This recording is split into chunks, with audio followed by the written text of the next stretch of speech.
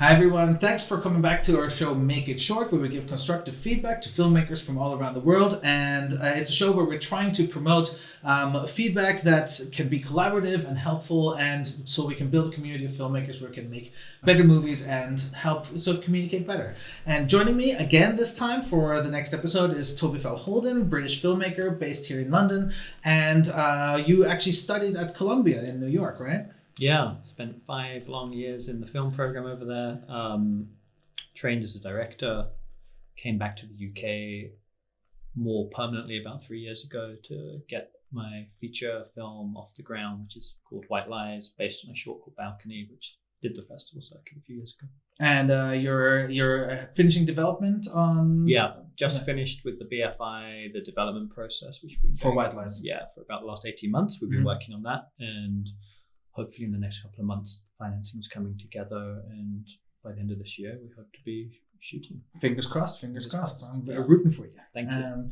And of course, Diogo Bergman, a journalist and film critic from Brazil, who is joining us and of course helps put this show together. And I'm so glad you're joining us again. And thank you for coming on with your fantastic shirts. We all admire them every time we have the show. Seriously, like we're the reactions in the studio are always ooh seriously, it's every single time. I love it. So keep it up. I'm going to be well surprised for the next one. So thank you again for joining us, for coming on board, and tell us about the films that we have coming up. Well, thank you very much. I love being here, and I love displaying my collection of shirts that I have here, all of them in different colors and shapes. Yes, today it's our 4th episode, and we have dramatic movies for us to discuss here, like short films. Today we will be discussing 2 quite different short films. One is very dramatic in a sense, that's a more classical type of drama. And another one, it's more psychological. There's some humor to it as well. But I think both of them are quite interesting, and we have a lot to talk about. What's really exciting about both of them is that they were both submitted to us. So they were both came from the CenterFrame community and the newsletter. So this time, not one that we sought and one that was sent to us, but actually both of them. And they're both really, really interesting. So I can't wait to get going. So tell us what the first one is. So we're going to start with BIRDY, which is a beautiful short film directed by Cristina Ballesteros. It's really interesting because it's a short film that it lasts 8 minutes. And during this 8 minutes, we have just one character talking to the camera, the titular BIRDY of the title of the film. So it's quite interesting to dive into her psyche for a second. She shares with us a lot about bird watching, which is her favorite hobby. But as time goes by, we get to see more about her personality and her state of mind, which is truly interesting. And of course, there are some moments that can feel a little bit, dragged, I would say, because it's just one character talking to us. Even for 8 minutes, it's difficult to hold our attention, but I think Cristina does a good job, and the film it's really interesting. I agree. I think I would love to hear your thoughts on this, because certainly as a non-Brit, I felt like the film wasn't quite aimed at me. Like I feel like I kind of it's a very, very British film. It's a lot about it is very British, and so I feel like as a non-Brit, I was a little bit on the back foot trying to understand the film. And I feel like as a British citizen and filmmaker, you could maybe even enlighten me a bit about it more. Yeah, I had a feeling maybe it was drawing from people like Alan Bennett. He did this TV series called Talking Heads. Right, I do know Talking Heads. Yeah, it reminded me a bit of that kind of thing, where you're slowly, in an unsettling way, learning who this character is and what are they about. But I could also agree with you that maybe we want at some point to get more inside what this was all about, perhaps a bit sooner. But it does this nice job of, in some ways I was wondering, is this evoking like a kid's TV show at the start, and it feels all very like nice. I think the performance does that. I think the performance, this kind of semi-theatricality to it. But this friendly, bright and breeziness, and then underneath it there's something unsettling and off, and it's sort of dropped in near the beginning with the mention of dad not being here. Right. So again, that sense that death or something darker is underneath this. It kept making me think about filmmakers like David Lynch, everything looks cookie cutter nice on the top. Right. Underneath, there's something a little bit creepy. As we progress through things like the illustrations, I love those, which have like blood appearing on them later, and it gets a little bit more twisted towards the end. I think the aesthetic is pretty much the strongest thing about the film. It's very, very visceral, very, very strong, striking aesthetic. I mean, shot on 8mm, which as a format I've always loved, but is a tricky one to pull off. So I think she did a great job making that choice. If it's not 8mm and a filter, I want to know what that filter is, because it's really good. It creates that nostalgic sort of absolutely, feeling, which is why the kids TV show I think comes in. I would like to hear your perspective on this, because like me, you're obviously not British.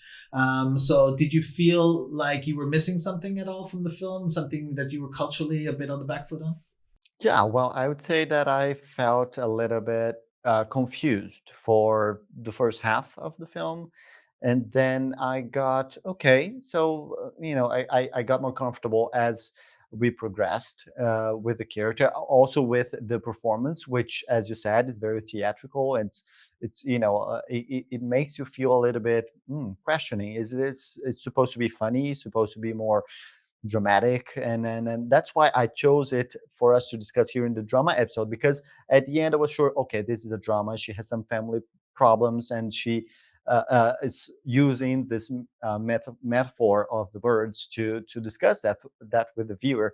So that was uh, um, my perspective as I finished the third or fourth time watching the short. But I really liked it, and I love the editing choices and the animation of the birds and the drawings. That was really a standout to me. I think we should talk to Cristina directly to find out what the film was supposed to be, and I guess we'll find out from her. All right, we've got Cristina Ballesteros. Is it Ballesteros? Yes, so it's Ballesteros. Ballesteros. Okay. Yeah, I always butcher surnames. I apologize. So, Cristina, thank you very much for joining us on Make It Short, and thank you for submitting your film to us. I highly, highly appreciate that. And it was a really interesting watch. So, I'd love to hear more from you, where you're from, what your background is, and how you got to make BIRDY. Great. Yeah, thank you so much for having me here, guys. It's a real pleasure to be part of this Making Sure series. And I'm Cristina. I'm a filmmaker, an editor. I started, I'd say, like around 8-9 years ago. And I'm basically, so I study film studies or like media studies, and I really, really loved all the film and editing industry, like post-production industry. That was kind of my first thing to do. Like I love that. I love editing. So I just like moved to London. I'm from Spain originally. I moved to London, and I started working as a runner in like different TV programs, and then I just like went from that to assisting series or like TV shows, like X Factor and all these things, and then like I started editing more and writing my own stories, which is my real passion. So and now after like 8 years I'm here, like I work as an editor and also like junior editor in like feature films and series documentary, which is exciting. And yeah, that's me. Nice, fantastic. So, how did you come up with BIRDY, and what was the inspiration to make BIRDY? So I came up with BIRDY during the pandemic.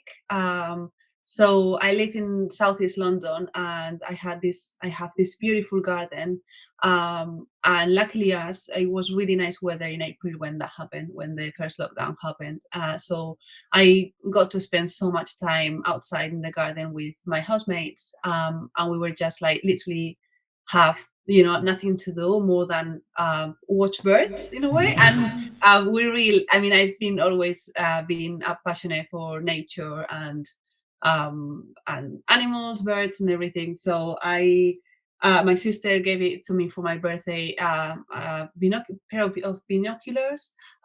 So basically, I started watching them with my housemates, and we started making up stories about them. Like, oh, what do you think about this one? Oh, what do you think is his name? What face so big he has, or whatever. I just like thought, and one of my housemates was an actress, which is BIRDY. And just literally from that, I started writing something like, I think this has more potential. Let's do something. And yeah, it all started like that. So, we had some interesting sort of discussions about this film already because I'm not American either. I'm not American. I'm not British either, and I find it very interesting that that you told what seems like a very very British story, and so I felt I was probably not getting everything that you were trying to say, and so what we were hoping is you could maybe enlighten us a little bit on where you wanted this to take the story and what you sort of had in mind, like what was BIRDY like and that kind of thing.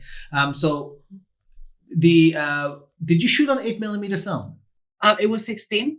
It was a 16 millimeters, and so there are two different cameras, Super 16 and Bolex, and the Bolex was 16 as well. So it's slightly different format, but the same. Yeah, it's That's still. it looks great. Like it's okay. Well, so I was guessing for 8, but well done for shooting 16. This is very rare nowadays to shoot film anymore. Yeah. What was the decision to go for film? Well, that's a really good question, because I thought very much about that. Obviously, my first idea was to go like digital, because I always worked with digital before, and it's obviously cheaper. So it's like, okay, let's do it with that. But then I kind of, by reading the script and by understanding the character and the story itself, I thought that was something very organic in a way, like it's all about nature, it's all about like being out there. It's also, well, there are like so many different other layers, right? But I think I really want to embrace that organic feeling of like life and spring and explosion of like good weather and everything. And I thought the best way to do that, it was by using 16 mil, because that's a lot more organic, or at least I love that, for that format as well. It's very organic, and it gives a richness that I think you can't really get with digital nowadays. There is something more special, like I think, to embrace that nature. I just like want to do it through film. Yeah, absolutely. Toby, do you have any? Actually, I haven't introduced you to Toby yet. So Hey, apologies. Yeah, Toby's a British filmmaker as well, and actually, I want to see what you had. If you had any questions for her in regards to the choices on her film. I mean, we were wondering if the choice to shoot through film was also playing with evoking a nostalgia. It was almost like we were being thrown into a kids' TV show that reminded me of my childhood, of like talking to young people or something like that. And I'm also really curious about the inspiration for the more sinister aspects that are underneath this, and it all seems quite nice and wholesome. It made me think of Blue Velvet or David Lynch, if like things on the surface seem happy and healthy and vibrant, but underneath there's something quite unsettling going on in the story. Yeah, totally. And I think I wanted to kind of recreate that happiness, that happy world. Everything is perfect. She is lovely. She's amazing. She's like everyone love her because she's really nice, giving, like taking care of birds and everything. And then I thought, yeah, by using film as well, I would embrace that kind of nostalgia feeling of like, oh, look at her. It's more like a fairy tale in a way. Like she's our main character. She's lovely. And I felt like using those elements would help a lot to create that atmosphere. Also, I love 60s in terms of like the films in the 60s and 70s. I really love French movies in the 80s, like Eric Romer, like Pauline at the Beach, and that was one of my first references as well. So I kind of wanted to take all these elements that I loved and put them together, and I think that definitely makes sense, and it was coherent with my idea with this, with the story itself, and all these different layers of like, okay, let's show the surface of this, which is like all this lovely world that she created in her garden, and then let's destroy that little by little. Where did the idea for the illustrations come from, and can you tell us a bit more about Sure. the choice to put that in there and how you did those? Yeah, sure. So that came from the idea of this fairy tale kind of book in a way, and I felt like I always wanted to divide it, the days that, so there is like this evolution in her character. So I wanted to make it clear, like this progression on her. So we are going from the perfect world to more her dark side of who's really Birdie. And I felt like by like divided it in different chapters, that would help me a lot to tell this progression. And then I thought at the beginning, oh, let's have day 1, day 2, day 3, but it didn't really added anything new or original. So I thought like, hey, let's do something like more chapters, and maybe we can tell a parallel story through an animation or through. So in a way, it became a parallel narrative that also is like feeding the main one in a way. So yeah. And the way it gets a bit more sort of bloody and grim, like it keeps implying something is not good here. Yeah. Yeah. Absolutely. Diogo, do you have any questions for Cristina? I do have some questions. First of all, congrats on your film, Cristina. I really loved it. Thank you. The animation and the editing, the performance was really great. So congrats to the casting. Thank you. Yeah, and one of the things that I really had some difficult with was where to put it, because this is an episode about drama short films, So at the end of your film, in the beginning of your film, I felt more like, oh, is this a comedy? Am I supposed to be laughing with Birdie because she's this, happy person? She seems very happy, and then I was, wow. She's very lonely as well, and at the end she starts talking about her family, her father, and I felt like there's a sadness to it that's really powerful to me. And well, this is definitely a drama. By the end it was, I really made my mind, and I would like to know if you made your mind on where to put this film. Can you fit it into a genre, or do you think it's like a mixture of genres? Yeah, I think probably it's a mixture. I always, for me, it's very difficult to sometimes just like fit in something in particular. But I feel like I would probably say from my point of view, obviously, because this could be very subjective, but for me, it's more like a dark comedy. I know Okay. there's like this drama because there's like this sadness beyond everything, really, like this loneliness but I feel like I didn't really want to play with that. I want to play more with the fact of her obsession, Okay. and making her like, so you kind of empathize with her, but you don't really like her. At some point, I think it's just like, I don't really want to like her. She's not really good. But in a funny way, like not dramatizing everything too much. So I think for me, it would be more like a dark comedy, but obviously comedy is also very complex, isn't it? So it's, yeah. I have a question for you, which every director basically would love to go back on their films and fix something that they couldn't do right the first time around. And I would love to hear from you what that is for you. Is there something in there where you go, if I only could change this, or if I only could change that? What is that for you? What is that thing? That's a very tricky question. I think I don't know. I'm trying not to think of all those things because I hate like regretting not doing something. But I just like don't really know, to be honest. I don't know. I think if I need to change something, I probably would change the film so much that actually it's a different film. That's really pointless. So I guess, Birdie has, like, I kind of see things that I would have thought, maybe the camera, or maybe this thing, or maybe this line, or maybe, they're like very tiny things, but I think they are not big enough to just like, to justify like, going back. Right. Okay, that makes perfect sense to me. Well, thank you very much, Cristina, for joining us, and I hope you get well soon. Sorry to hear that you're stuck at home with COVID. But thank you for submitting the film to us. I really, really appreciate that. And I think we can all say that we enjoyed watching it, and we hope you send us more films in the future. Of course, yeah, I would love to. Thank you so much, guys, for having me. It's exciting to talk to people who actually watch it, and it's really, really nice. Thank you. Yeah, and are you sending it to festivals? Yes, I'm on that now, and it's been selected in a few, which is really exciting. So I'm still on, like submitting it to different ones. So yeah, let's keep in touch for future times. Absolutely. Yeah. All right. Thank you very much. I appreciate you joining us. Bye. Cheers. Thank you so much. Bye.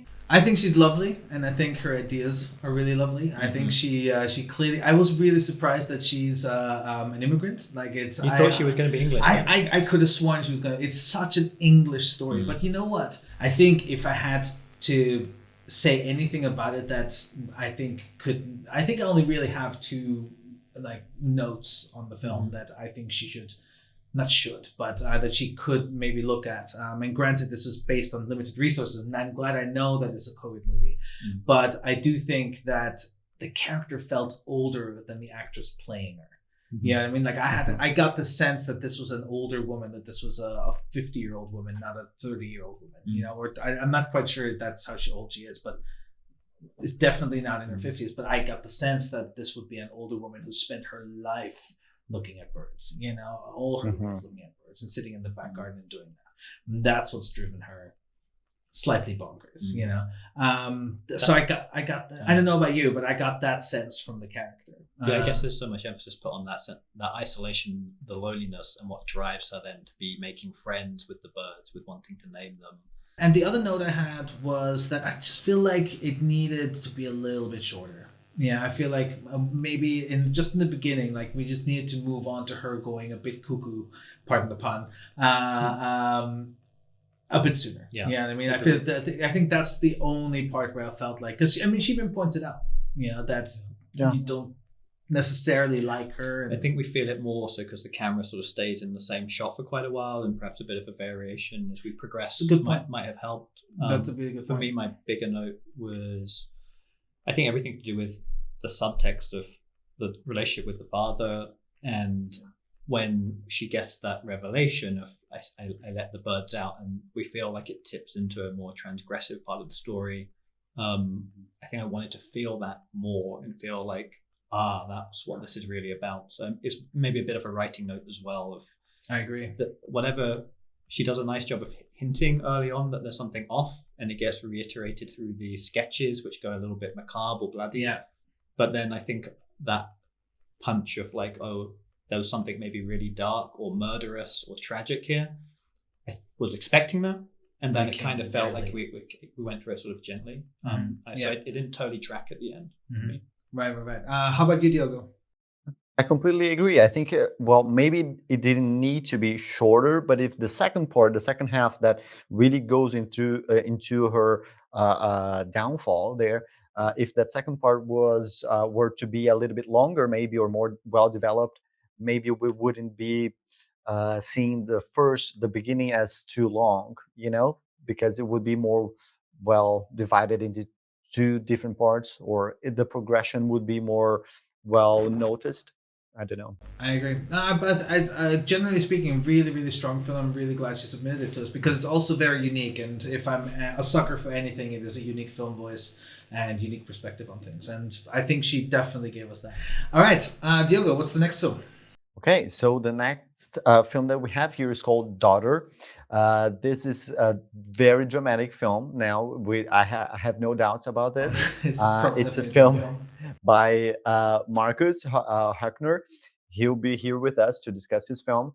To me, it was also a film that was submitted to us. So I was very happy to see that we had such a strong film submitted. And I really loved many different aspects of this film, but I think the main one were the performances that really grasped my attention throughout the film. The main character is a girl who is fighting. She's divided between staying with her mom, living with her mom, who is getting older and needs a lot of care, and she has a bigger family to take care of. And at the same time, she is invited by her boyfriend to move out and live with him. So they're looking for a new apartment to live. I think it's a very real conflict that a lot of people go through in their lives. You know, should I stay and help my family? Should I go out and live my life independently? I think it's really well done in the short film. And, kudos to the filmmaker. But I thought that no doubt I would have to bring this film for us to discuss. I completely agree. I think we should just jump straight into speaking to the filmmakers about this because I'd love to hear their perspective on it. Also, the Germanic names kind of of the filmmakers, both the cinematographer and the director, kind of gave me, oh, okay, so another different perspective on another culture again. I would love to hear more. So let's talk to the filmmakers directly. All right, Markus, thank you very much for joining us, and also thank you for submitting your film to make it short. We highly appreciate it. We had two films today that were submitted to us by subscribers to our newsletter, so we're really, really happy that you sent it to us as well. And I would like to hear more from you about where you're from, how you got into filmmaking, and so what the idea was to make this movie. Sure. So excited to be here. Thanks again for having me. So I am Markus, obviously, and I am from Minnesota in the United States. Originally from Chicago and originally from Germany, actually. Ah, So ich bin Österreicher. Super, dann können wir mal Deutsch sprechen. Aber no, let's not. It's English language. English language.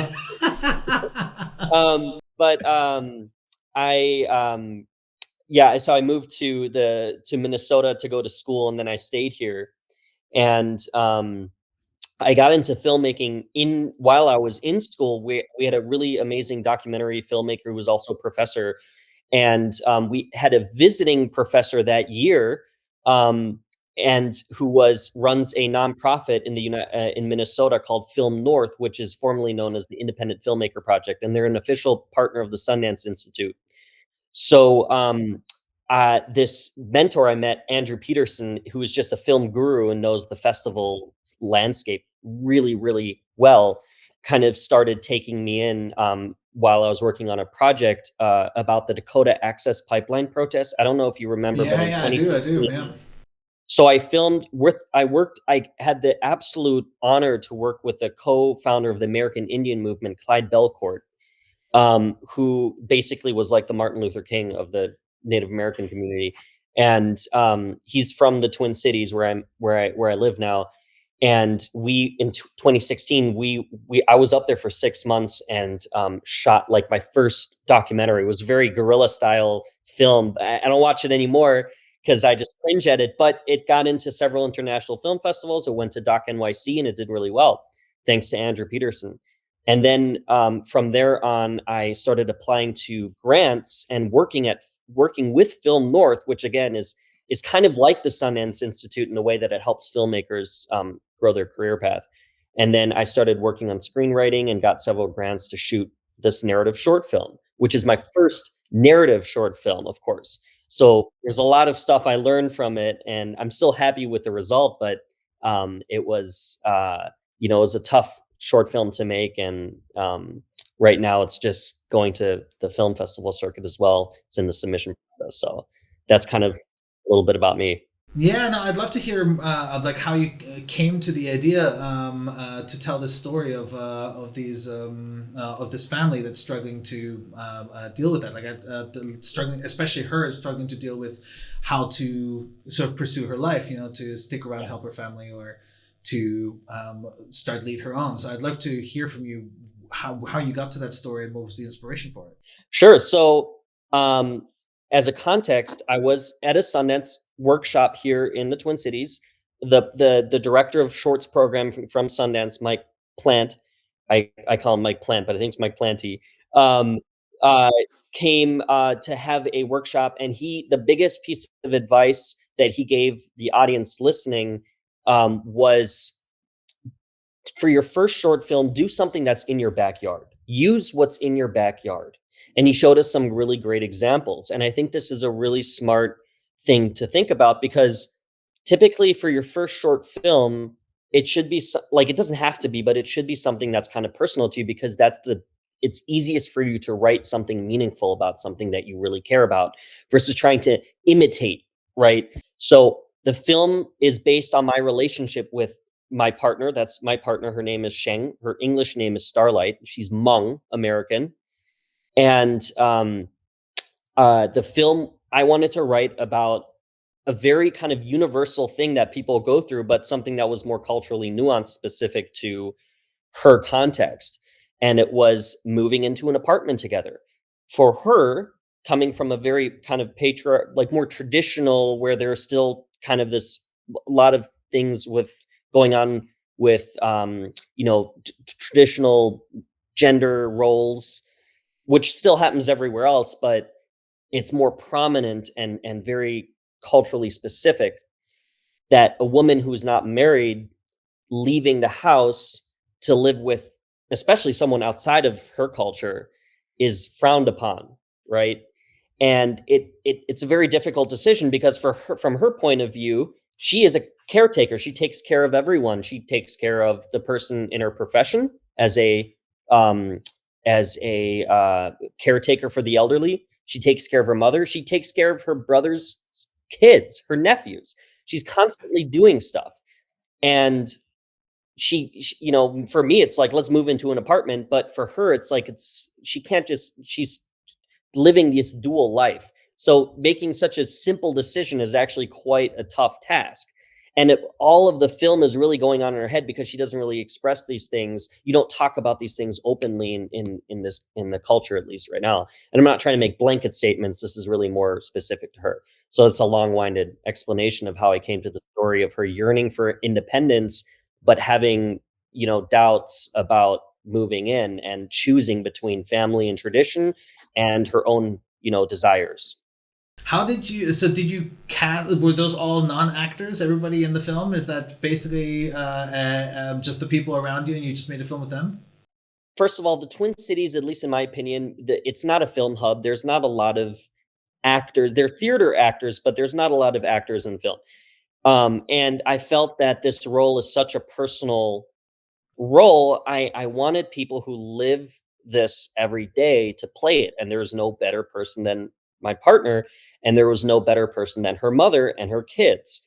So we really, it's, you know, it's really kind of like this neorealist style where you're casting non-actors and getting this slice of life kind of handheld, um, raw cinematography and storytelling. But I felt that that was the best way to really describe and really capture the essence of the story. It would have felt ingenuine to just hire someone to then have to, you know, and also, you know, I, as a first time director of a narrative short, I felt more confident kind of cutting my teeth with people I really know versus directing professional actors, because I'm still learning, right, how to work through this.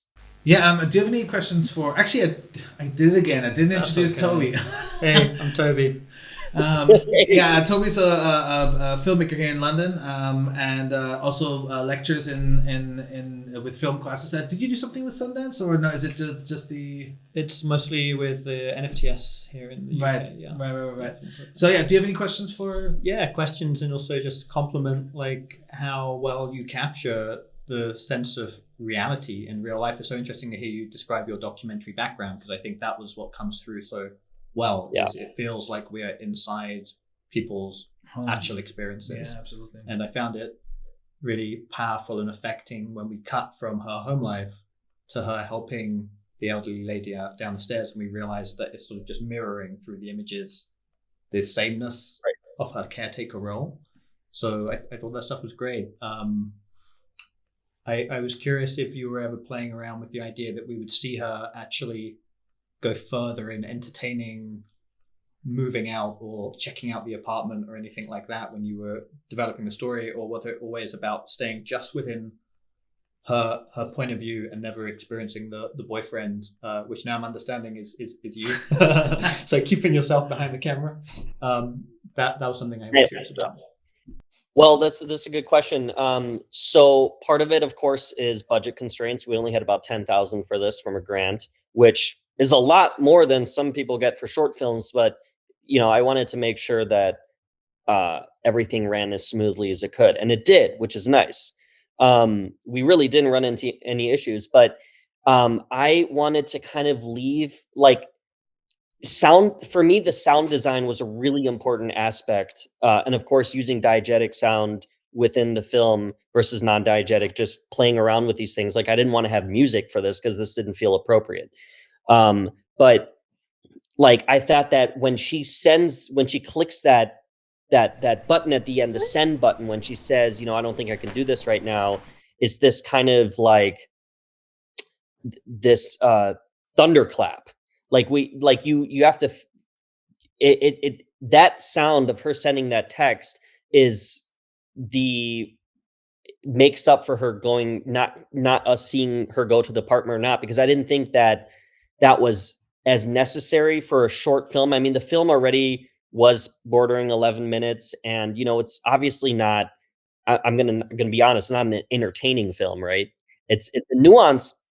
I feel like it's a nuanced film, but it's not very entertaining. So for me, it was the idea of cutting it down and trimming it, as doing as much tail and heads editing as I could to kind of get just this very simple point across. And I feel like if I went to too many different locations, in that short amount of time, it would be a little bit tough in terms of the pacing. So, and of course, like you said, you pointed out that point of view thing. I think that's really great because I shot it in a 4:3 ratio.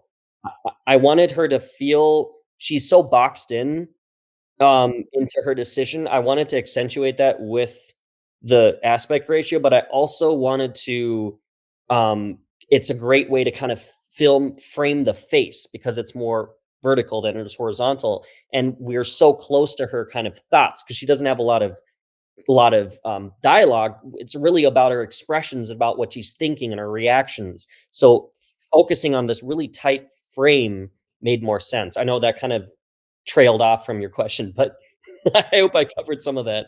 Yeah, and hearing your answer, it also reminded me of what a nice job you did of getting these performances and the detail. So directing little kids is tough, but the way that they're sort of mischievous and creating disruption all felt very real. And I love the mum as well. Her performance, she's really good. Yeah, she won an Oscar. Diogo, do you have any questions? One of the things that I really loved about it is that we don't see the boyfriend. We see the messages, but we don't see the boyfriend. Was that ever like the choice that you made, or like at some point have you ever thought about the boyfriend, maybe you appearing in the movie as the boyfriend, or that was out of question? Well, I did make a cameo on the screen. That's me, actually. But Okay.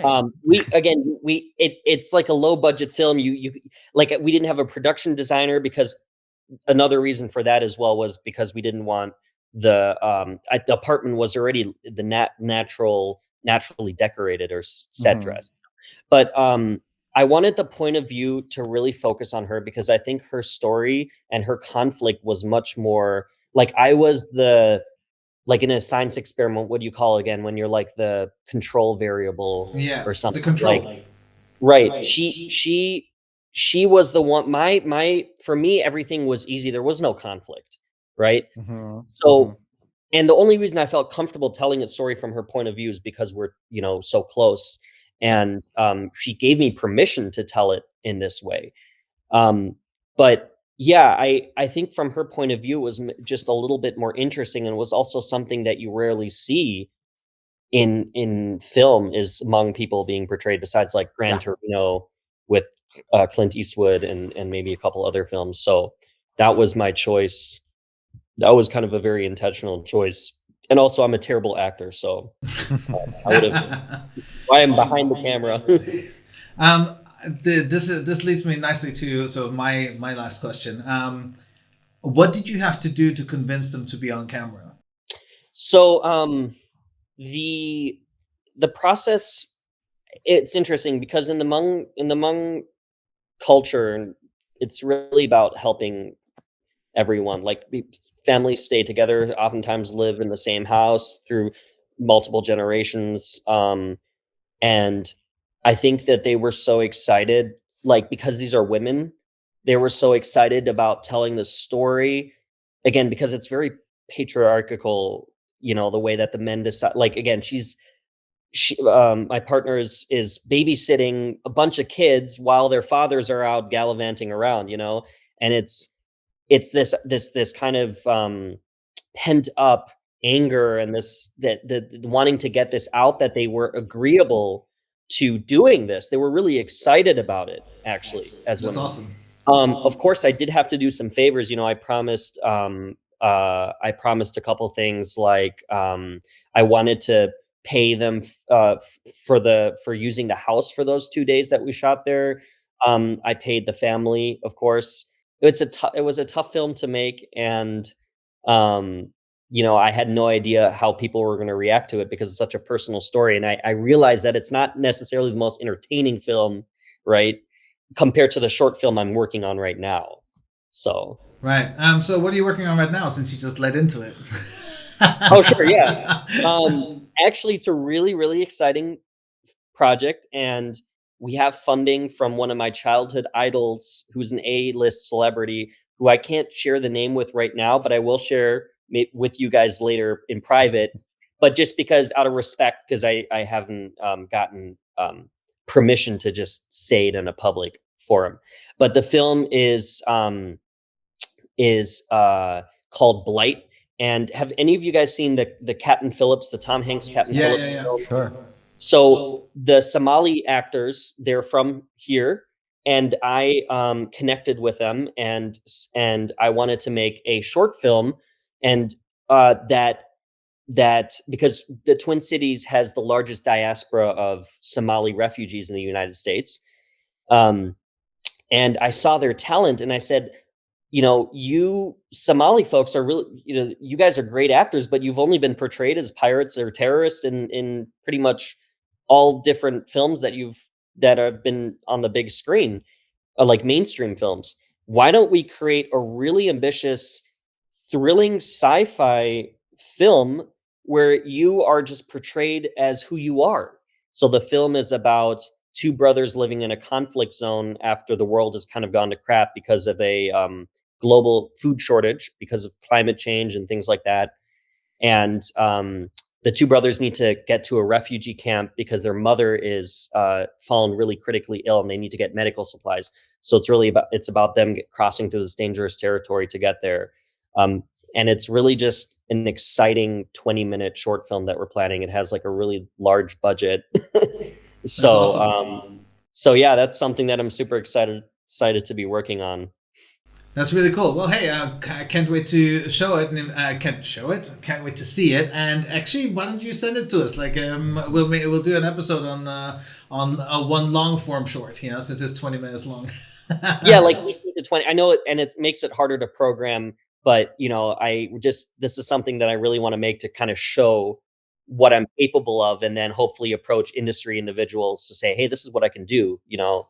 Yeah, I admire the ambition, man. I really do. Well, thanks for joining us on the show. I really appreciate it. And thanks for submitting the film to us. And hey, be sure to stay in touch. We'd love to see more of your work, even if it's something small. Yeah, absolutely. Thanks, guys. Auf Wiedersehen. Auf Wiedersehen. Bye. All right, well, that was really cool. There's really interesting insights from it. And again, an immigrant telling another story like that. It's an interesting little theme developed out of this episode, that we have this sort of outside perspective on a culture, and in his case, a very intimate culture. Yeah, and I think this comes through in the filmmaking, that he's very familiar with these worlds. Absolutely. So helped to understand, and that he was from a documentary background. You can see that it's because very observational in its style of picking Absolutely. things out. And sort of feedback wise, I think that's also where my, like, if I had constructive criticism, it's in the fact that we probably sit too much in observational. But for me, I know he's going for a neo-realist thing. Yeah. And he mentioned the budget constraints. But I think I would have loved a moment in which she's in that new apartment or in an environment where for a moment she can have that taste of something that's expansive, or gives her a moment of release before she's sort of back in family life. Yeah. And that moment when she sends text and says, I don't think I'm able to do this right now. I think it would have landed even more if it had happened after Mum had come back, and we see that she can't pull herself away from Mum, that she does it before Mum comes back. I think slightly takes away the moment, because I'm not sure where it's coming from as much. Yeah, I agree. But these are smaller things in a film that's incredibly naturalistic, and that is his first attempt at a narrative short is really impressive. Yeah. And he's definitely harnessing his strengths as a filmmaker. That documentary background is very apparent, and he's using it really effectively. For me, the strength is in the narrative. What helps the film is that the film is in another language mostly. That as an English speaker, of course, takes the edge off on the performances, because obviously I don't know how good the performances are in the other languages, so I'm less focused on the performance and much more focused on the narrative. So having a different language allows for a bit more forgiveness. So it was believable, and that was the most important bit. You know, my note, while it would mean a tidier edit, is, you know, his perspective is a clear one, and I wouldn't necessarily ask him to reduce that perspective. I would just ask him to think of a leaner edit, you know, to cut a minute or two out of it and retain the same story. I wouldn't cut scenes or anything like that, you know. How do you feel, Diogo? Yeah, I feel similar. I think that concerning the performances, I was sold 100%. I think I made that point clear, and because there are so many scenes that they don't even have lines. You know, she's not even speaking English or Hmong Chinese, which I think it's the language here. So I think it's really well done. She has facial expressions that really sell her feelings to us in a great way. I'm really sold. I really love this film, and I can't wait to see what Markus does next. Well, that's the end of our show. Thank you very much for joining me again, Toby. And thank you, Diogo, for putting this show together. So exciting that we got 2 submissions that were this strong. And so I'm really, really looking forward to what our next submissions are. In fact, what are we aiming for next for our next show? What's the topic? Yeah, well, we're going to dive into the animation world. We're going to have some animated short films to discuss, and it's going to be fun for sure. Well, thank you very much for joining us, guys. I really appreciate it. And thank you very much for watching. And we're going to have some more episodes soon, as I said. And I just want to send my thanks out to everyone who submitted. Please keep them coming. We want to hear from you. And obviously, if you want to hear from us, we'd gladly feature your short film on this show and give feedback on it. And I hope that we can sort of get this idea of positive, constructive feedback out there. It's the most important lesson to learn as a filmmaker, really. I mean, you can learn the craft and everything from many things, but feedback and collaboration is something you can only really learn through interaction and regular interaction. So I'm hoping we can kind of get that across, and I'm hoping you'll take some, like we are learning from the films, I hope you can learn with us. So thank you very much for joining us. Make sure you sign up to a newsletter and you sign up to our social medias to be part of the conversation, and make sure you check out the rest of the stuff on our website at CenterFrame.com. I will see you guys later, and thanks again for joining us. Thanks.